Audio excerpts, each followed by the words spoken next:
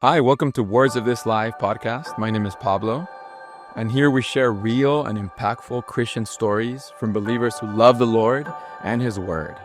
Through these testimonies, we want to showcase the virtues of the one who's called us out of darkness into His marvelous light. Virtues that are at work in everyday people, shaping their character, guiding their actions, and shining forth His life into the world. We're so happy you're here with us for this episode, and let's get right into it. Hey guys, welcome back to the Words of This Life podcast. My name is Ayo, and I'm here with my co-host, Pablo. and we have two special guests with us today. That's right. David and Reese. Excited to be here. Great. Thank you for making the time to be here. Yeah. Oh, sure. This is going to be a fun episode. I can already feel it. Yeah. So today we're going to talk about knowing God and knowing God's will. And we're just going to dive into David and Reese's testimony and just glean the experiences that you guys have had.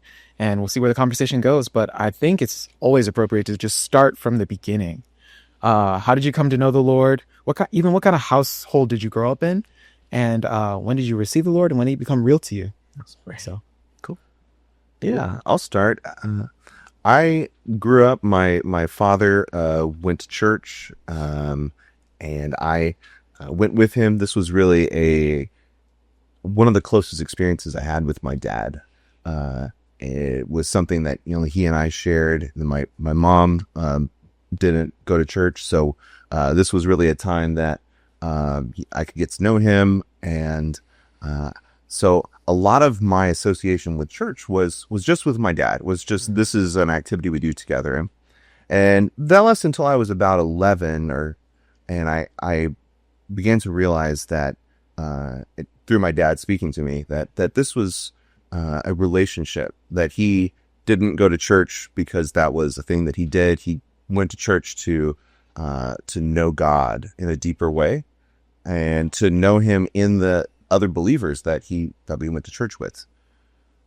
My dad, I think he recognized that a lot of my pursuits towards, going to church with him, doing all these things with him was based on my love for him. And he was always very careful to not, I would say, take advantage of that. So when I asked him what it meant to be saved, he told me, of course, but he was very careful not to pressure me in any way, because I think he knew that if he told me that I should do this, I would do it for him, Sure. but not for the Lord. Very wise. And eventually I did feel that there was something that I needed something. I needed a savior. And the same was true of my baptism. When I was baptized about a year later, and a number of other believers had been baptized at church, and it was kind of going around. And I was driving back from church one day, and I said, "Dad, I think I should be baptized." And he said, "Okay." Asked me why. And I said, I watched the people get baptized this week, and it was really powerful. And I feel like I need something like that. Wow. And he said, okay. And then he didn't mention it again. And then the next week, same thing, drive back. I said, I want to be baptized. He said, okay, I haven't brought it up because I want it to be your choice. And so anyway, that was kind of, that was a real experience of the Lord for me. And then I kind of proceeded on that. Did you say you were 11? Yeah, by the time I was baptized, I was 12. 12, Yeah. okay. And I proceeded in a pretty good way until I went to college. Skip forward a little bit. And when I got to college, I wouldn't say I fell away, but I just let other things compete with the Lord for my time, for my interest. I would still go to church meetings, but I would also, I had a lot of friends who were very much not meeting, involved in a lot of drinking and things. And so I had this I felt that I had a very good balance, so to speak, of, well, I'm still doing something towards God, but I'm also still doing something, that's for me. And this kind of proceeded in this parallel structure until I got to go on a trip through the university. We went to Europe. We were studying World War II and European front, and we got to spend some time in various, battlefields, and Wow. it felt very scholarly. It felt very prestigious. Sure. And we did a lot of drinking and partying, as you might expect also. And I was on my flight back from that trip, and I was scrolling through pictures on my phone of all the very, like all the cool academic sites, the American Cemetery there in Normandy, and there's a monument to the Soviet soldiers, the Soviet fallen in Berlin, kind of a monument of conquering that's still there. It's Wow. and well, at least West End. And I I was also looking at pictures that I had taken when I'd been partying and stuff, and I just had this sense. I had this sense within me that it was like the bottom fell out. It was like missing a step on the stairs, and you just have this sense: what if this is it? Like, I just went on this great trip. The university paid for it. Yeah. I had this great time. It was with all of my intelligent friends. We were having so much fun. We're exercising our mind. We would later say our flesh was really getting let loose. It was great. But what if I peaked when I was 21? Yeah. And I just had this, we're over the Atlantic. I just had this sense of dread. Like, how am I going to top this experience? Am I just going to be looking back to this for the rest of my life? No. And I had this realization, or I had this sense, and it was from God in my spirit. I know now, but at the time I just said, if there's anything real, it has to be God. If there's anything that's going to be an ongoing source of fulfillment and satisfaction, it has to be God. Wow. And so when I got back, I reached out to some of the people I went to church with. Yeah. And I said, I want God to be real to me. And one person said, was very like, oh wow, I didn't realize you were having all this struggle. And then another dear brother said, yeah, I know. He said something like, I've been praying for this for a long time. And so That's why things happen. yeah, I do believe it. So, I completed school. I went to a Bible school after that. I just, I certainly didn't go to school with the intention of that being my postgraduate plans, but the Lord really stirred in me to give more of my time to give myself to really be to be for Him, to study and to dedicate my time to know Him. Mm-hmm. So I did that, and I felt like I kind of hit a plateau, kind of like I did after I baptized. Yeah. I was baptized, and it was very good. It was in a good spot, and I would say the next and really kind of the last like watershed moment in my life was I went to Lubbock. I was helping the church there was doing a big event for their campus group, and I had gotten a chance to volunteer to go and cook barbecue, and we had been there, we had cooked all day, and I just kind of sat in the back of one of the last session, Mm-hmm. and the college students there were speaking about Noah, like the weekend time had been about Noah, about knowing, Noah had this vision that God was doing something. And, for however many years he built the ark. There was no evidence of rain. He just had a speaking from God. This is happening. You need to build the ark. And as these, 19, 20, 22-year-olds are speaking, God is speaking to me. Are you building the ark? Are you living in parallel again? Are you just happy to be, happily married, have a nice job, and go to church? Are you happy to is that enough for you? Or are you building the ark? Do Wow. you go to church because you've seen that I am doing something, or are you going to church because it feels nice for you? And Wow. yeah, it was pretty strong. Pretty strong, bro. It's a long drive back from Lubbock to Austin. And let me tell you, I was sitting in the back of this pickup truck. I mean, it was in the cab, but I was sitting in the cab. We were pulling the barbecue pit back, and the brothers in the front are talking big old storm, and I'm praying, and I'm just I don't know what to say to God. I don't know anyway, ever since then, the Lord has really taken me to a different spot. Wow. And I hope I have not reached a plateau that he has to kind of shake me out of again. But yeah, that's really kind of been my experience. Yeah. I enjoy hearing about the two instances where you've mentioned kind of two structures or two parallels, like God sometimes, the Lord calls us and then we kind of like go to a parallel life away from his calling, and then sometimes we merge again in an event. Anyways, that's wonderful that the Lord in his mercy kind of called you. Yeah. And just, that's really encouraging. Yeah. I mean, I feel like I've monologued for a while now, but I just, one thing is, the Lord's calling to me, like he's speaking to me in the airplane, speaking to me through those brothers there in Lubbock. Those, like the call when he spoke to me there on that airplane didn't lose its impact. What happened was I just kind of started to I carved out space for myself. Yeah.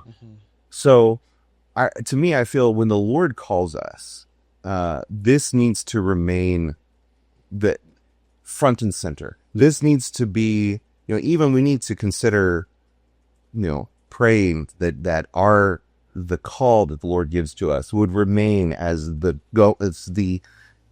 first thing in our pursuit.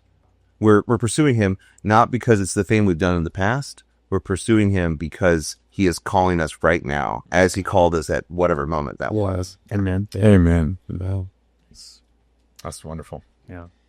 Should we go on with So I grew up also in a Christian home of sorts. We were we were Christians or Creaster goers, where Christmas and Easter was when we attended church. So first time I hear that. Yeah. So we attended pretty regularly when I was really young, and then sports and Texas and stuff like that. It was like, okay, Sundays are no longer for going to church. It was for football, either watching or playing it. So anyways, I always considered myself a Christian, but wasn't a regular churchgoer, wasn't really taking that seriously. And about freshman year of high school time, which I'm sure is the case for a lot of freshmen in high school, I started to do some of the things that David was talking about in his college time, where, just started getting into drinking and partying and stuff like that. And still would have called myself a Christian the whole time, but was not the center of my life. And I was living as if there was no God, essentially, and was really enjoying it. Lots of fun and excitement, and but lack of God at that point. But I was part of a Christian ministry called Young Life. Basically everybody at my school was part of it. They were just like kind of the thing to do on Friday nights or Monday nights, depending on your age group.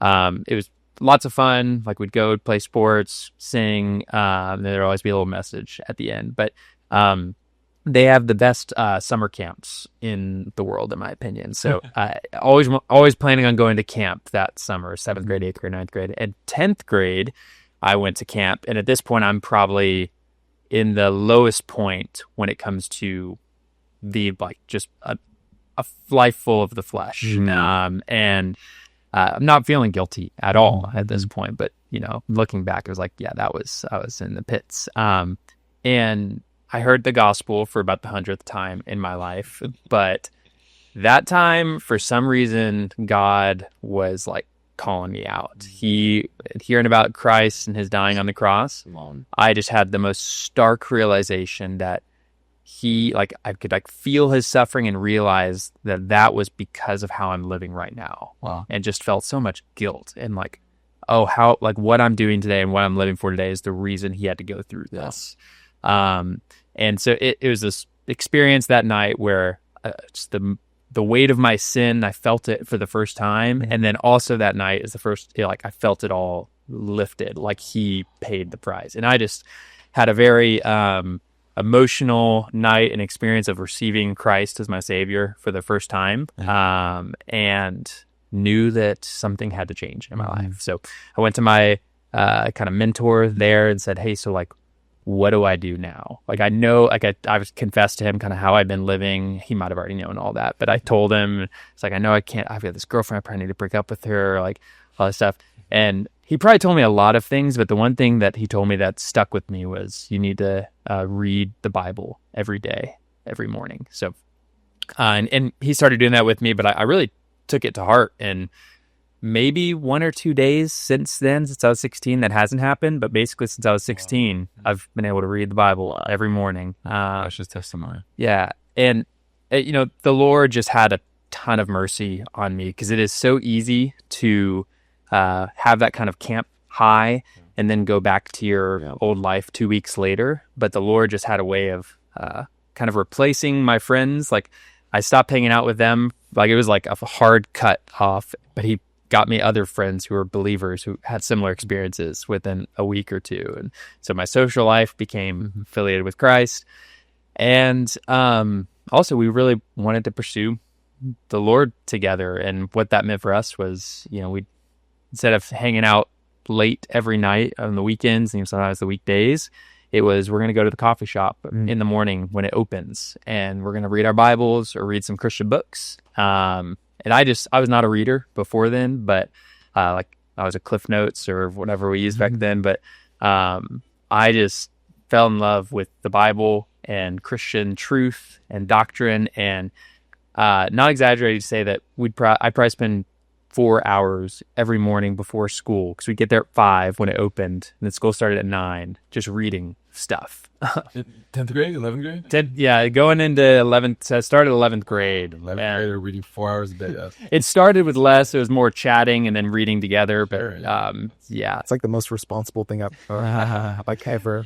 Well, anyways, I just was a voracious reader because the truth was fascinating to me. Like, this experience just happened to me, and I want to learn everything about this Jesus and the Bible, and I want to understand it. And there's a big looming question right after that too, which is like, okay, what church do I go to? Like, there's all these denominations, what's the right one? I asked my mentor that, and he didn't tell me, thankfully, like at his church or something. He was just like, it's a tough question. But I just had a lot of questions bubbling up as I was trying to understand the Bible. And I think by the end of high school, so all that stuff was great.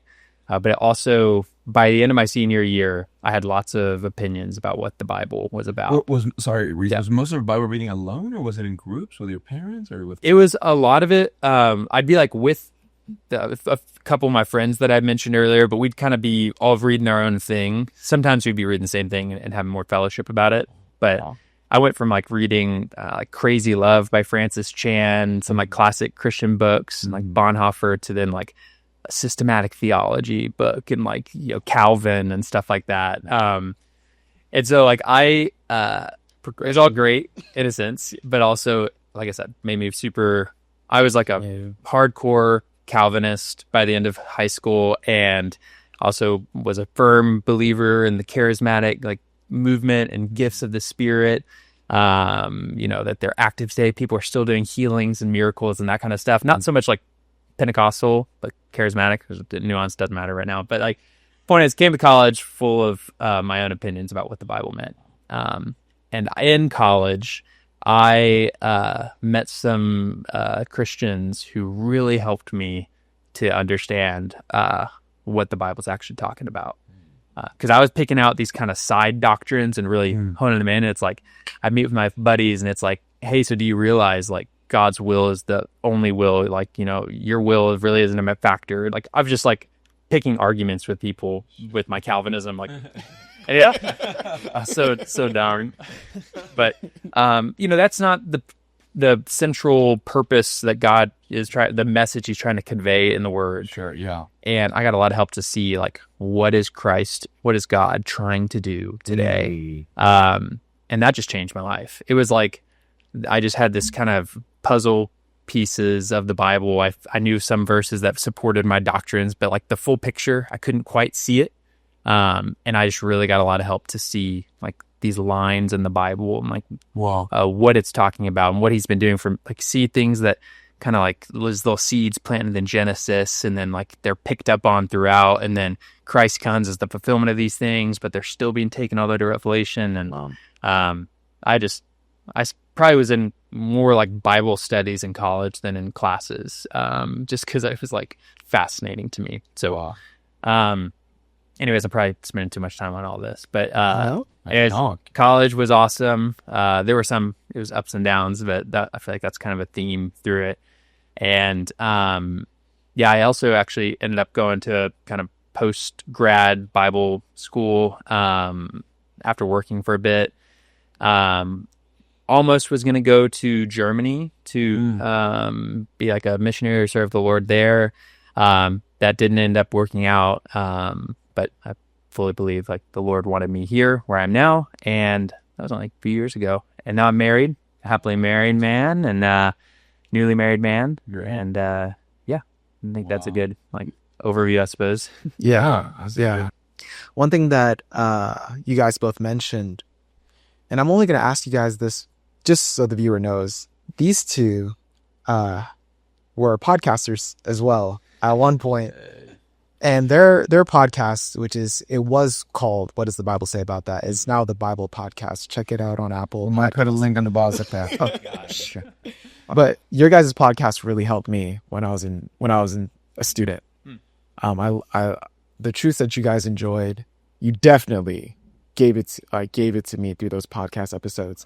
But you guys both mentioned that, fellowship in college gave you kind of like a truth, some vision of the Bible that has ruled your life.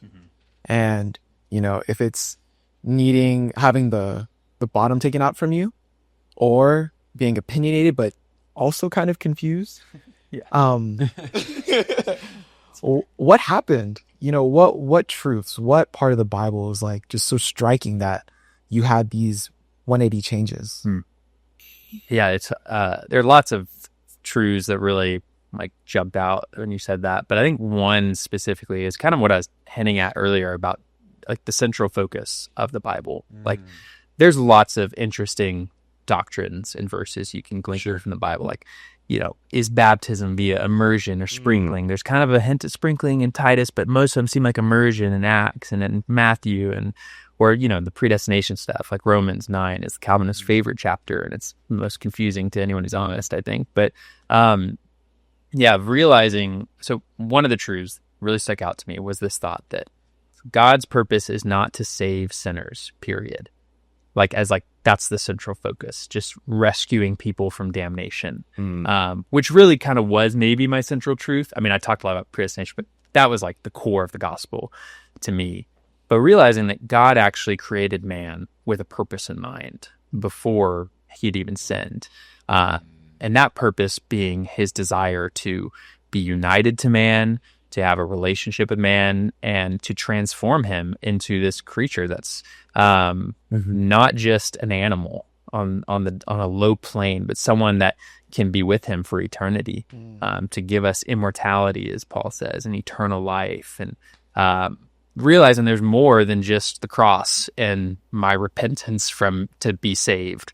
And like, now I should give money to church and be a good person and preach the gospel. Like, oh, God has something past the Golgotha that he wants to do in me. That was really transformative for me, of like not just understanding the Bible, but direction for my life. Like, oh, this is what I need to be doing, or I need to be involved in this somehow. I don't know. That's a big truth. Yeah. Well, the thing that, like I mentioned, the thing that really that I missed the step on the stairs was this question of meaning. And that touches on what Reese just said, but one of the things that really touched me was that I had seen people that I had gone to church with who I knew had meaning in their life. And I thought I had meaning when I was doing all of these, both, you know, academic. I like to emphasize that wasn't all just partying, but you know, I thought that I thought they had meaning because, you know, their meaning is church and their meaning is God, and that's wonderful, good for them. But my meaning is this other thing, and that's fine. And when I suddenly had this realization that there is a terminus, there's a finite end date of any meaning that is derived from the earth, I realized that meaning has to be a lasting meaning, could only be with God, someone eternal. Yeah. And so, you know, what I saw, and this is coming back to your question about truth, is I realized kind of retroactively, I had unconsciously registered, these people are touching the reality of some really high and common verses among us, you know, like Galatians 2:20 and, you know, Philippians 1, for to me to live is Christ. And my spirit had kind of absorbed, even without my conscious recognition, that person I see, he's full of meaning because Christ is his life. His life is not just for Christ. Christ has become his life. And so that's what the purpose of that person's existence is, the purpose of my existence. And my meaning is going to be unfulfilled and finite and temporal, and I'll just be chasing the next high until I accept this is the meaning. So yeah, the truth that we were created, that Christ would fill us, he would become our life, he would become how we live, how we interact with one another would be Christ. Wow. That's really good. Man. Yeah. I wanted to go back to David, in your testimony, the moment in Lubbock when you heard, you know, about Noah from those young believers there, and what was the summary kind of message there from God in that moment? What do you think? You mentioned, you know, God speaking to you. Are you here for me? Are you here for yourself? Or are you here for me? Right? Yeah. How has God built up on that revelation? Has there been more to that revelation that started there? And what do you think really God was hinting at there? Yeah. That as well. Yeah, you know, well, I mean, so we look at Noah, and Noah, God says, surely I'm going to flood the earth. And so build an ark so for the preservation of yourself, your family, and life. And that vision governed how Noah lived. So everybody else was doing something. I've often wondered, this might be off topic, but did Noah still farm, or like what was he doing for food? I mean, like it does mention, I think 120 years, I think. Yeah, it was eat something. Yeah, but he was building the ark. But yes, so that was the purpose of Noah's life, was based on that vision. And that vision, you know, certainly that would save Noah, but it was about preserving life on the earth, preserving the animals, preserving his family. So the thing that really spoke to me, that God spoke to me, I want to be clear, this wasn't like an audible voice, but it was pretty clear in my spirit. Yeah. No, that's a Reese level experience. But are you doing church for yourself? Are you going because it makes you feel like, well, this is a thing that good people do, and the fact that I do it means I'm a good person? This is, this is a place where I have some community, some social interaction, and people like to do that. Or are you doing this because I, God, am doing something? I want people who are building the ark. Yeah. I want people who are living according to the vision of what I've said in the Bible. That I want a people, I want a church that represents me on the earth. So are you just among them? Are you just among the people that are living for that? Or are you living for that? Wow. Mm-hmm. I don't know if that answers your question, but yeah. No, that's good. I think maybe, I don't know, all believers, but most believers have that moment. You find Christ, but eventually you find like, what is Christ after? Yeah. Like it happened to me too. I mean, I don't want to. This is about you all. I don't want to share too much, but I was in the book of Ephesians, and then I just realized after reading it and being in it, this is years ago. I just realized, man, when you kind of like take a peek in God's heart and you just see what's in His heart, it's all the church. Like I just realized it's every time is the church, right? There's something there, He reveals Himself to you, but when He wants to reveal something else, is the church. So, anyways, how about you, Reese? When did that? Is there a moment? I don't know, that when like we went from Christ to what Christ wants. Yeah. Well, I think I'll answer that, but I think it's related. Like I feel like more believers, and this was certainly the case for me, and this with all of my friends and I would ask all the time, the typical question, and there's a famous book, I forget, like A Purpose-Driven Life. What's his name? Anyways, very famous Christian book. Warren? Yeah, Rick Warren. Yeah. Many Christians ask, what is God's purpose for my life? Yeah. What is God's will for my life? What am I supposed to do? I'm supposed to be a doctor. What college do I go to? Was my question in high school. And it's like, am I a missionary or this or that? Yeah. And the question never really dawned on me until it was kind of presented to me that, like, what does God want? What is God interested in doing? And really, once you figure that out, then it's a lot easier to figure out, what do I do now? Like, if I figure out God's interested in building a giant ark on the earth, I should go help Noah. Like, structure this thing. That's a pretty simple, like, I can figure out God's will for my life. It's whatever it's that line over there. Yeah. Because I'm over there. If I'm like, the will for Noah is the ark. I need to go farm. Like, I'm going to be dead, So I did have a moment in college, but it was like just a whole change in the question I was asking of, like, what is God's will for my life, to what is God interested in? What is He doing? And the church being kind of, I think, the answer there, with a lot of nuance and details around that. But I think one thing that's interesting is that you actually posed that question to me at one point. Really? Yeah. It wasn't, anyway, you just said, most people say, what is God's purpose for my life? But then you were like, let's rephrase, like, let's just edit that question. What is God's purpose, full stop? Yeah. And I remember that, I was like, what? Yeah. I've never thought about that, But anyway, so you guys saw something when you were in college, and you guys both decided, seminary, Bible school, some kind of like program to give yourselves to the Lord and what He's doing. That was what the Lord was leading you to do at that point. But then you get to a point where you leave that program, and now you're back with a greater sense of independence.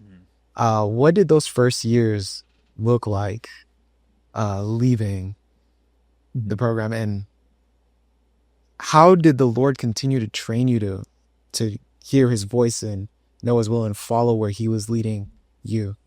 You're right. That was you used the word, that was a greater sense of independence, and that was definitely my experience.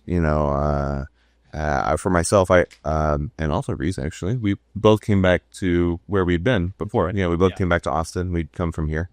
And so there was definitely, there was a lot of pre-existing, not necessarily, not negative things, but,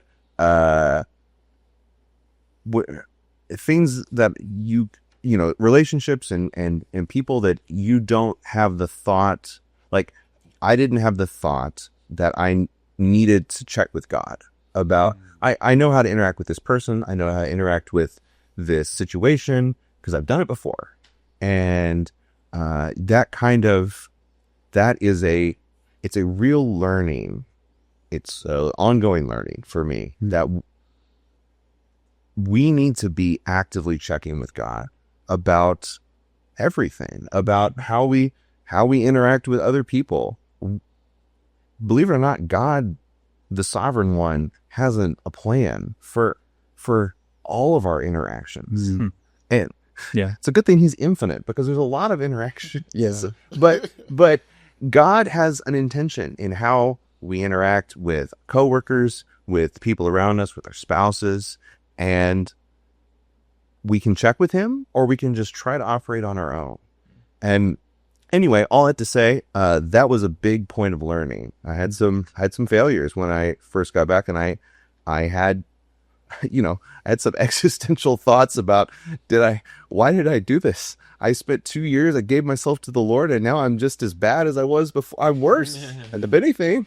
But I feel like that time, that adjustment from a kind of a structured environment, a specific consecration that I had given myself to be for the Lord, and now to consecrate in a much broader environment. Really, in a sense, it's easier to consecrate yourselves when you have a structure around you.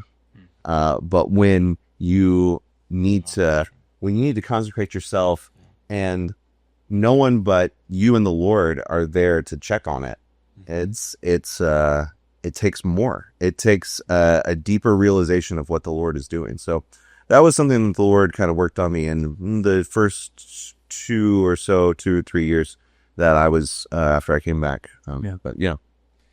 Yeah, and I mentioned this briefly in my testimony part, but I was planning on going to Germany after I finished, actually. And that was after, the question, what does God want me to do? What's his will for my life? Is still a legitimate question. Like, building the ark is not as clear as in Noah's day, right? Like, where are we going to be doing the building, and in what capacity? So after a lot of, prayer and consideration, and then fellowship with different Christians that I really respected, both here and in Germany that I'd gotten connected to, it just seemed like that was where the Lord was taking me.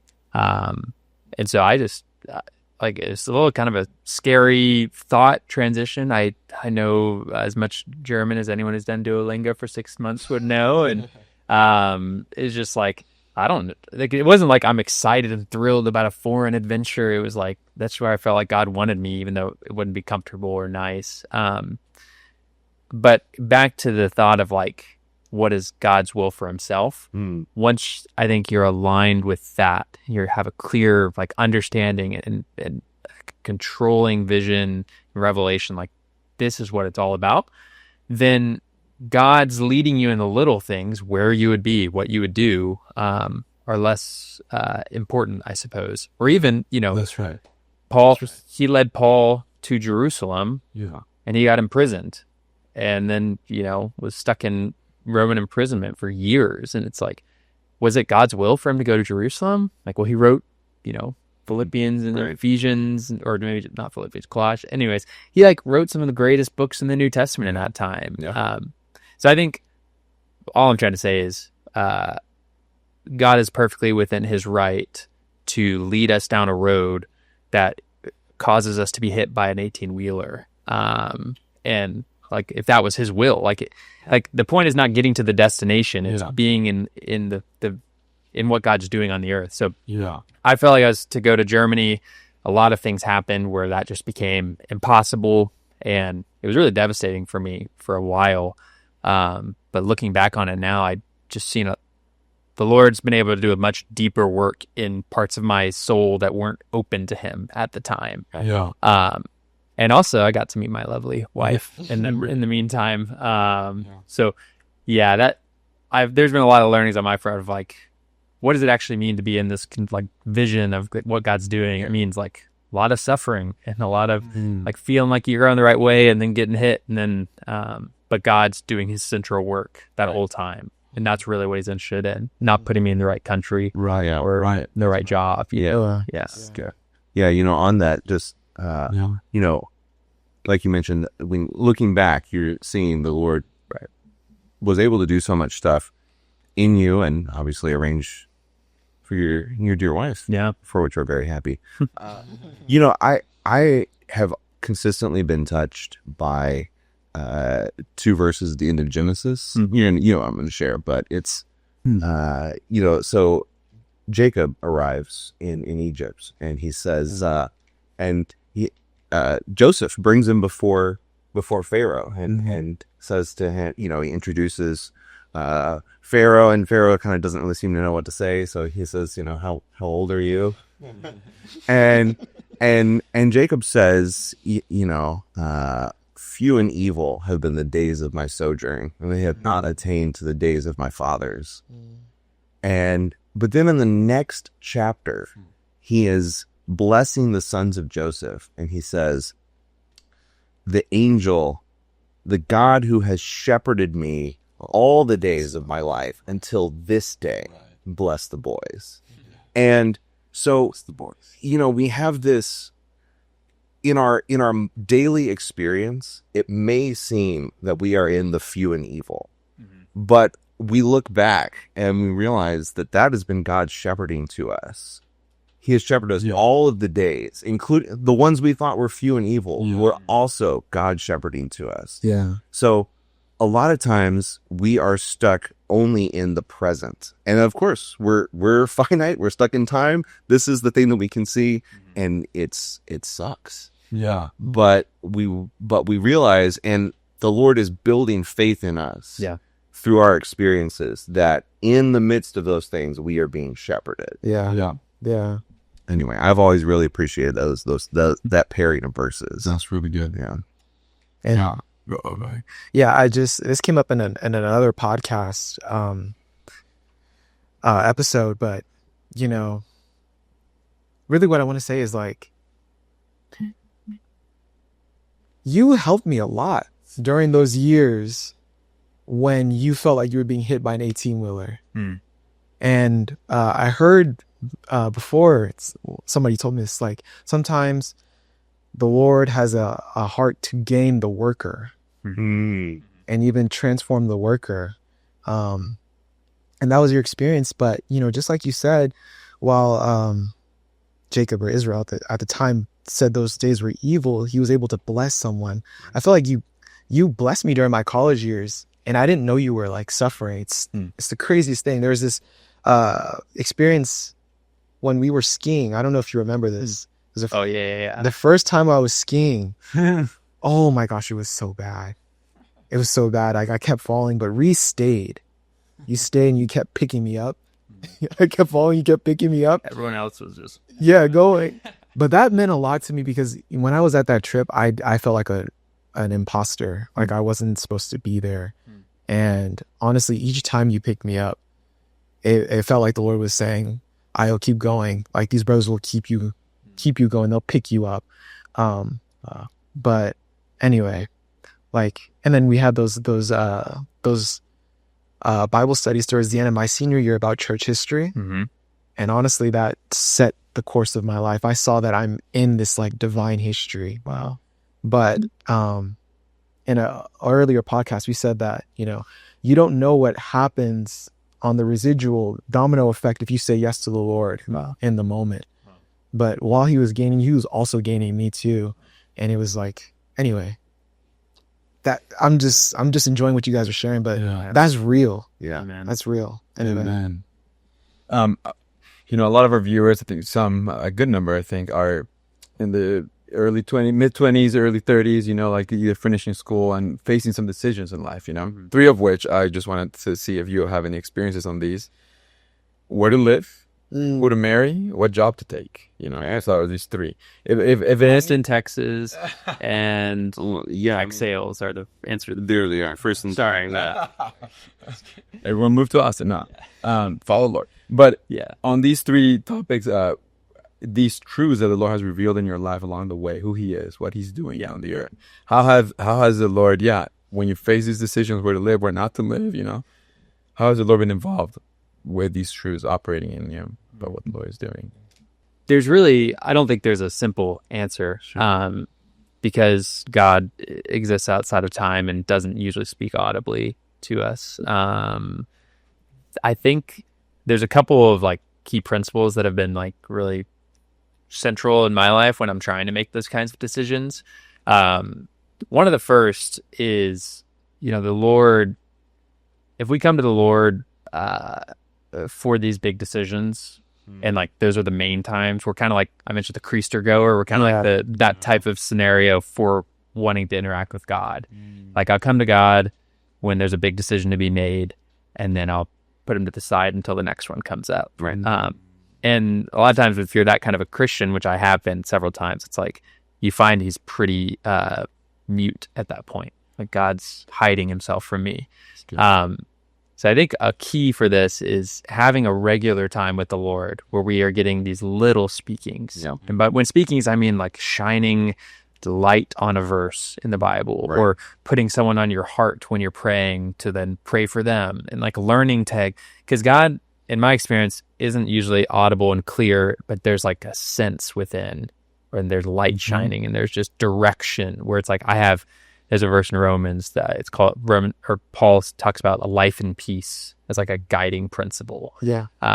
So learning to kind of get this sense with the Lord in our regular mundane lives really helps with the bigger decisions later. That's good. Yeah, I don't know. Yeah, I mean, I totally agree.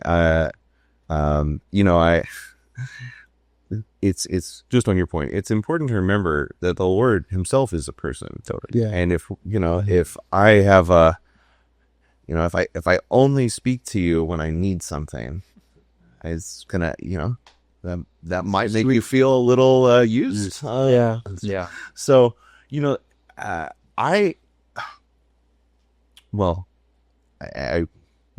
expose too much about my courtship with my now dear wife. But I felt that the Lord was putting this person on my heart, and I didn't know what to do.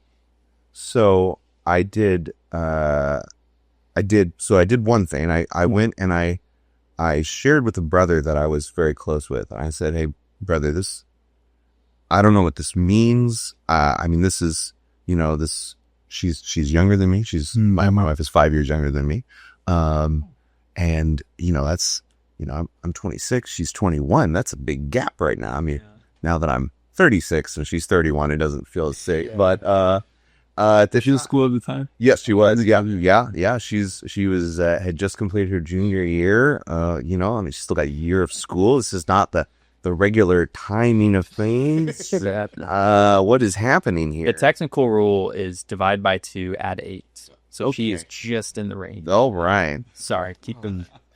But so anyway, I shared with this brother that I was very close with, and I said, I don't know what to do. And I kind of expected him to say, yeah, you should stop thinking about that. But what he said was, we should pray about this. So we prayed. And then he said, now you need to pray by yourself a lot. And so, and then I did this, and I, later on, I said, it's been this period of time. I've been praying.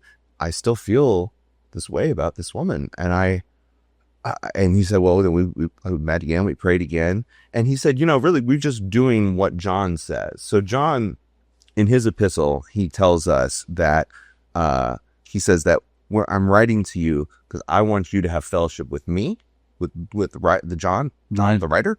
And he says, and indeed, our fellowship is with the Father. So this brother, kind of without giving me the background, was bringing me into this simultaneous fellowship where I'm connecting to God personally, but I'm also connecting to God through the other believers. And so there's a fellowship between us. There's a fellowship between God and myself. And then together we're going to God.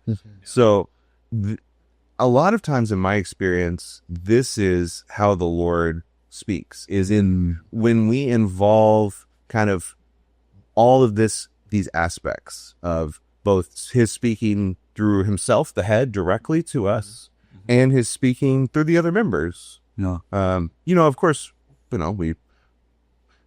we should be, wise about who we open our situation to, of course. But in my experience, a lot of times the Lord has, in a sense, it's like he's reserved his feelings, kind of held back his response until I've been open with at least one other member. Because, God's view is that we, his church, we are a corporate body. there is a relatedness between the members. And if I could get, all my answers, quote unquote, just from the head, then I would never need to bring the real me, the real situation to the other brothers. Yeah. And so the Lord, in this way, I feel that he is waiting for us in many cases to open things to him directly, and then to open them to a member of his body also, and to pray together in that way. So, I mean, I'm not trying to make a method out of this, but this has been my experience. One more smaller example.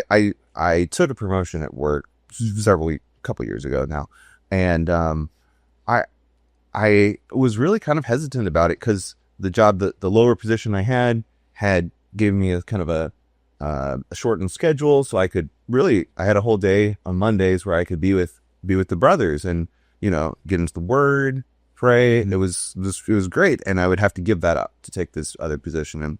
And I opened it to a group that was meeting at my home at that time for every Tuesday night. And I said, this position, I think I'm going to get it if I apply for it, and we prayed together. And nobody said, well, you should definitely do it, or you should definitely not do it. Mm-hmm. But afterwards, after our prayer, I had some peace. Like you said, I had a feeling of peace as I considered the position. I considered the application.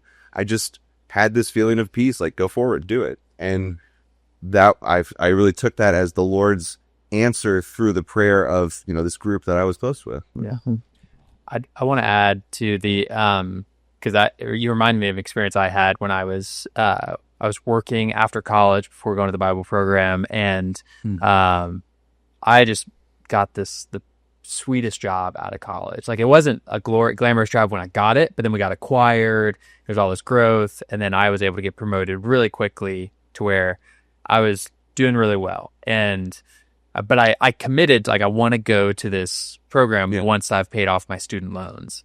And it was like 8 months into the job, I paid off the loans. It was like, done, I'm free to go. And there's a verse, I think it's in Jeremiah, correct me if I'm wrong, where it says, the heart is deceitful above all things. Who can know it? And so I just appreciate what David said. It's like, the being in Christian community and with brothers and sisters that we can pray with and be held accountable with is crucial, because our heart is easily deceived and deceives us. Because there is the Lord in our inner being, that he has the ability to speak to us, but we also have this evil fleshly heart that he's trying to transform that can be deceiving us. And so I'm have this great job, and then all of these excuses come up. If I work another year, I could pay my way through this program myself and have a little bit stored up. And like, why wouldn't I do that? Like, it makes sense to just, even though I committed, like, once my loans are paid, I'm gone. The love of money is a root of all evils, right? And I was saying this noble reason how I would use this job for the next year, but really, I just liked making money. And I was with this brother who I'd been fellowshipping with this whole time, and just, he was able to speak kind of a frank word to me that made it really clear and like shined light into my deceitful heart. And it was done. And I quit the job, went, and the Lord was very gracious to give me a little outward sign in this moment, because that company got acquired by a private equity group, and the whole Austin office was gone in 2 months after I quit. Wow. It was just like the Lord, I think he did that just for my sake, to show me, you should follow the Spirit. And That's good. Yeah. So do you have like, if you're going through a situation that needs some fellowship, do you have a go-to person, that you have a person that is a brother or a... Yeah, for sure. Yeah, it's changed over the years. Sure. There's always, I feel like... I find that so good that you have someone that immediately comes to head that you can think of going to. Mm-hmm. What would you say to a young believer who maybe doesn't have someone, maybe is a Sunday goer to church and is just there, and maybe parents are not believers or whatever, and they don't have someone? Well, how would you encourage? Or they even find it hard to open up. Right. I don't know if you guys were like that at one point, where it was hard to open up, but like, what tips do you have? Because if you don't have that fellowship, you're living like a 50% Christian life, But anyway, our fellowship is with one another and with the Father, like David said. Right. So. I just briefly say, I've always found it more helpful to fellowship with someone who's a little bit older than me, who's a little more experienced and seems to have been around the block a time or two with the Lord. There's just a lot of like wisdom and rich like deposits of the Spirit. Saints where that God's been working in for years, and a lot of times it's a lot easier to approach them, like going to a fellow believer and like opening up. That was always harder to me, but like going to my youth minister in high school, or someone who's kind of more of in a mentor role, it was always like they're looking for that, like they want to shepherd Christians. So I think that's a great place to start. That's good. Yeah. Okay. Yeah, I mean, my first thought when you were talking, Pablo, is it's really good. It's really good to bring that matter to the Lord. If you are, I mean, I know it seems like a cop-out answer to say that you should pray about it, but in reality, this is, that's certainly, this is something the Lord wants. We see throughout, especially the writings of Paul, the emphasis on the body and of the other members, of considering the other members. In Corinthians, he talks about this. In Philippians, he talks about this. And he says, so this is definitely on God's heart. And I would say if you offer a prayer like this, Lord, who can I be joined to? Lord, give me someone else that I can pray with. Certainly that's a prayer God is really excited to answer. Yeah. But how can you open to someone? Well, I mean, certainly that's something I struggle with, even to the present. But one of the things that really helps me is like the brother I was thinking about. I won't say who that is, but the brother who I was thinking about, I know that whatever I share with him he's going to take seriously, and he's going to pray about it. So knowing the other person that you're speaking to has this kind of view that our lives should be for Christ and the church. Yeah. It means that whatever you bring to them that's how they're going to take it, and they're going to pray about it. They're going to take it seriously, and they'll pray in a way that will join your problem to the Lord and the Spirit, the supply of the Spirit to you in your situation. Yeah. That's really good. I agree with, both of your points. Reese, someone older, to me, that's so true. It has to be someone who has more experience. And then, to pray about it. And I feel that, one of you mentioned that, when you go to the Lord and it's only when you have needs, you almost get a non-response, right? Yeah. I feel like with members of the body, it's the same thing. You don't just want to go, right. Then when, you want to be known by someone, a way that is continual. Totally. I have this practice whenever there's a conference at church or something, I always find this brother and I just have a meal with him or something, just so that whether there's something going on or not, sometimes there is, sometimes there isn't, there's still just the continual fellowship. Like he just knows me, he sees my face, like, okay. And then when something's going on, then it's not as awkward, right. Bring something up, So for sure. Yeah. I think anyways, I find that, I don't think I would be here if it wasn't for those relationships that you guys were mentioning. Okay. Yeah. You guys both mentioned something in your decision making that might be foreign to the viewer.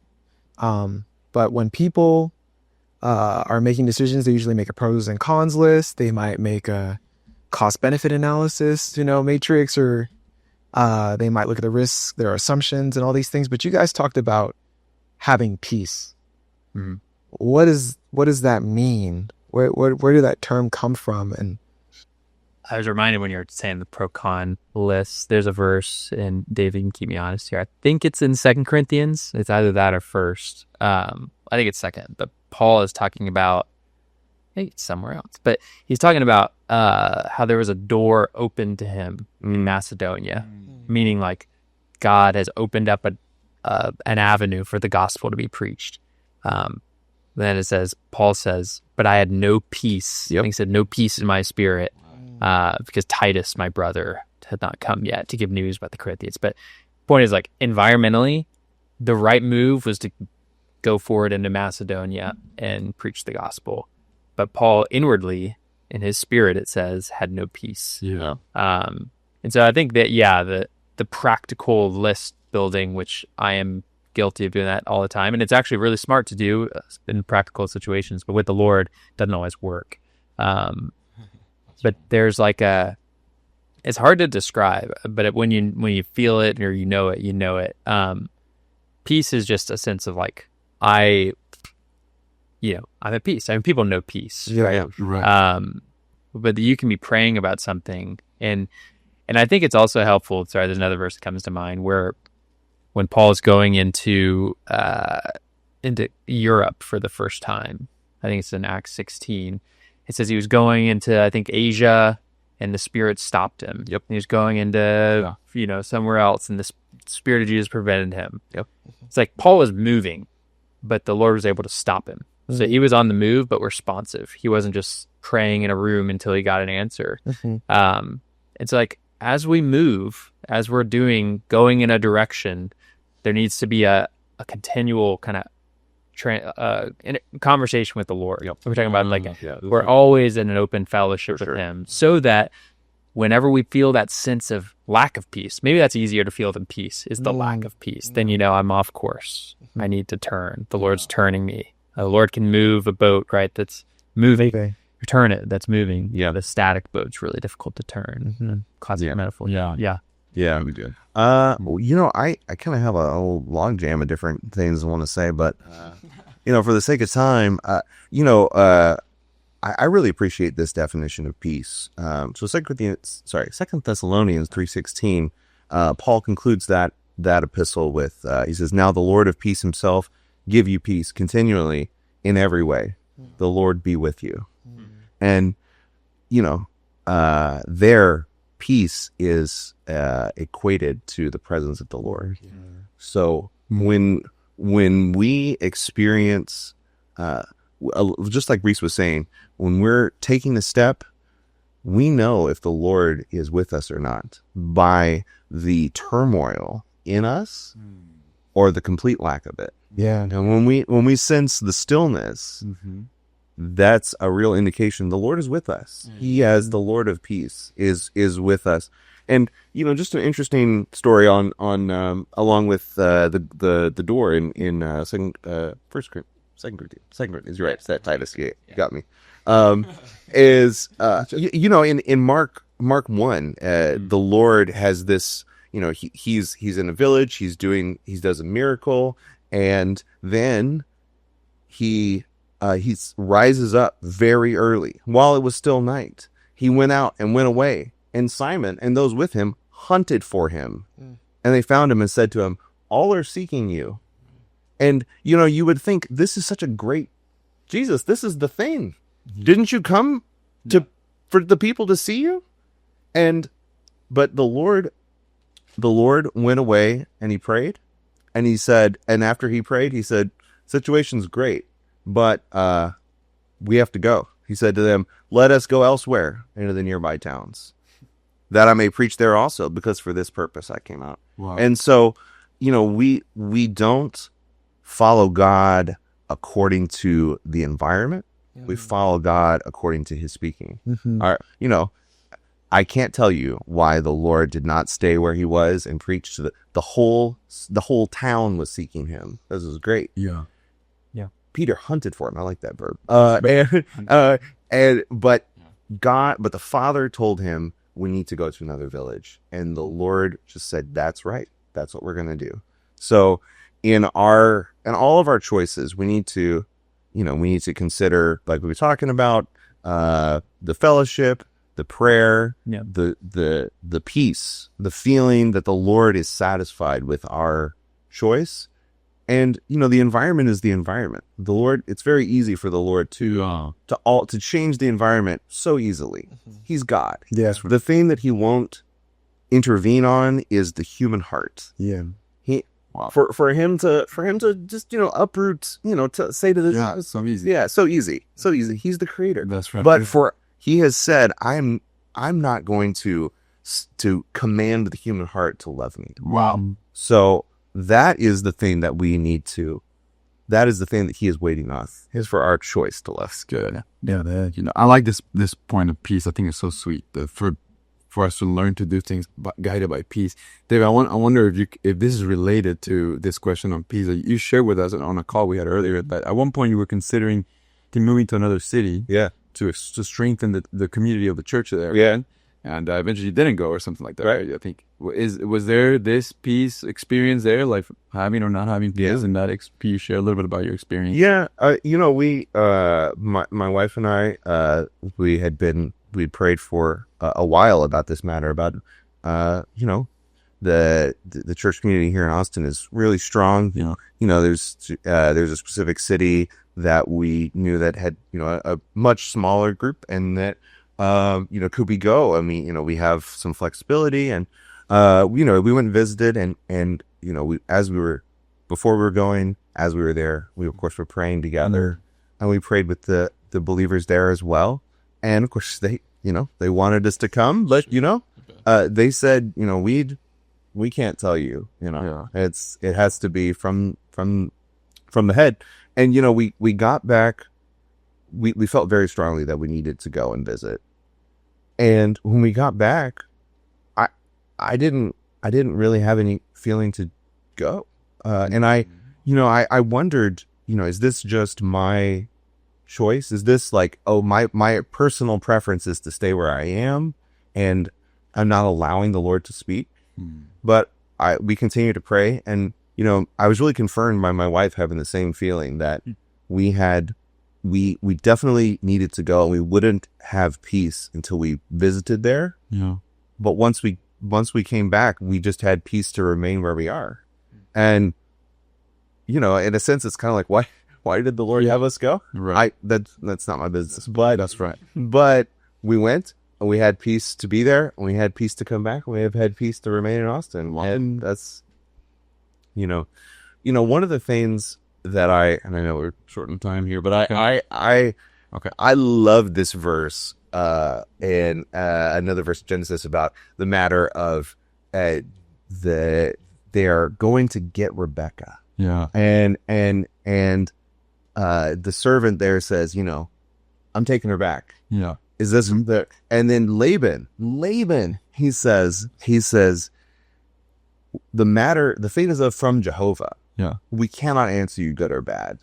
And this is really this is how we make choices in the Christian life, as we realize if this is of God, it's not a matter of right and wrong, yes or no. It's question of, is it of God or is it not? Amen. Yeah.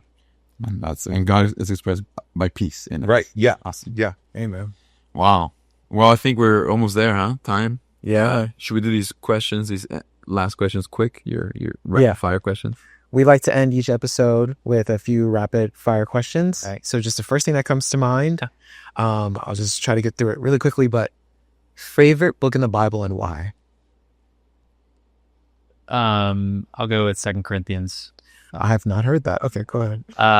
It's like the most autobiographical kind of book. A lot of in-depth stuff about Paul's life. And my favorite verse, chapter 8, verse 9 is in there. Okay. Everyone can go look it up afterwards. Yeah. That was going to be the second question. You ruined it, but anyway. I'll go John. Just the depth of what is revealed about the Lord. Reading, if you just read through John 17, viewers out there, just read through John 17 prayerfully, and what a chapter. All right, that's good. And the next one is the verse. Yeah, favorite verse and why? Oh gosh. I know it was coming. Yeah. Surely yours is John 17. Huh? No, I mean the thing is I can't say I understand John 17. So I don't know what all. I'm stalling here. Probably 1 Corinthians 1:30. That of God you are in Christ Jesus. Yeah. It's a wonderful, deep verse. Well, brothers, thank you so much. Wow, what's up? What was your favorite verse today? 2 Corinthians 8:9. What does it say? It talks about like a definition of grace of Christ, who being rich became poor in order that we might become rich in him. Big question is, what was he rich in prior that we're becoming rich in now? Anyways. For that, go to his podcast. And Cliffhanger. we're gonna put a link in the description so you can listen to that answer. But anyway, it's been great to have you, brothers. Thank you so much, Reese and David. Thanks for the invite. And anyways, follow us, comment, like, and we'll be back next week with another episode. Smash the subscribe button, like Reese said. All right. Thank you guys. Thank you for joining us today. Don't forget to hit that like button, subscribe, and leave us a comment below. We love chatting with you guys. We've got so much more content and powerful testimonies coming your way. So follow us on our socials. And until next time, stay safe. Keep speaking about the words of this life.